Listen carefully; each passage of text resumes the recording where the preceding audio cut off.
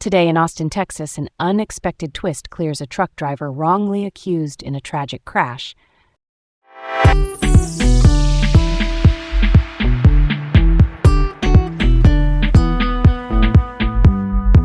Welcome to Laid Back Local, the news of the day with Leah and Garrett in Austin, Texas. I'm Garrett, and I'm here with Leah. And I'm Leah. Let's get started with some significant headlines today.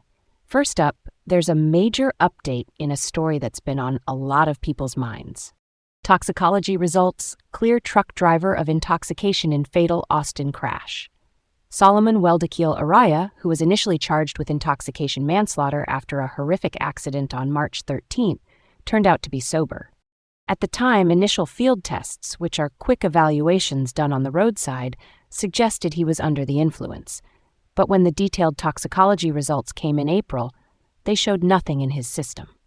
Tragically, this crash led to the deaths of 5 individuals, including a family of 4 and an elderly woman. A real heartbreaking loss.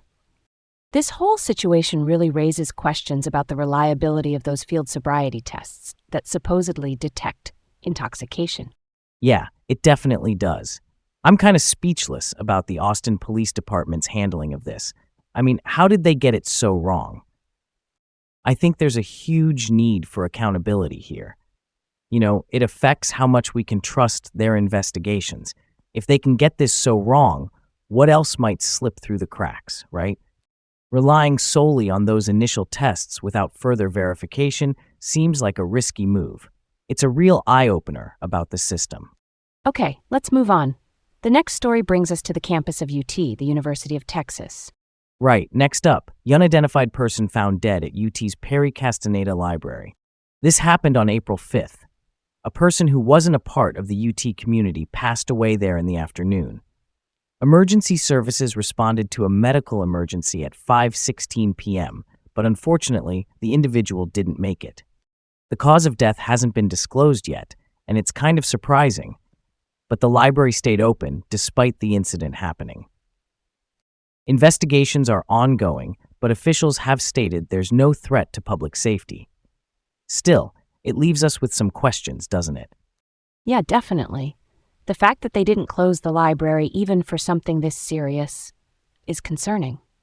I mean, it makes you wonder about their public safety protocols and if transparency is really prioritized here. It's got to be tough on the university community, knowing something like this could happen nearby without immediate action taken. All right, let's keep this going. On a much more upbeat note, let's talk about an exciting development in Leander. Right. Next up, Leander's Crystal Village, a $250 million development on the rise. This mixed-use project, which is a development that includes everything from dining spots to living spaces, is progressing in Leander with quite the hefty price tag, $250 million. That's a lot.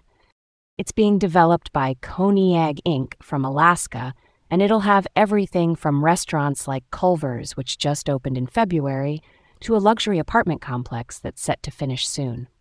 Leander is experiencing some serious growth, and with agreements like a $400,000 sales tax rebate for Estancia Brazilian Steakhouse, they're really pushing economic incentives for business. Yeah, Leander is booming. It's one of the fastest growing cities in the U.S., and I think the rapid development reflects that perfectly. Projects like Crystal Village hold a lot of promise for boosting the local lifestyle and economy, but they also bring challenges like how the area manages growth. But overall, it sounds like a win for the community. I'm down for that.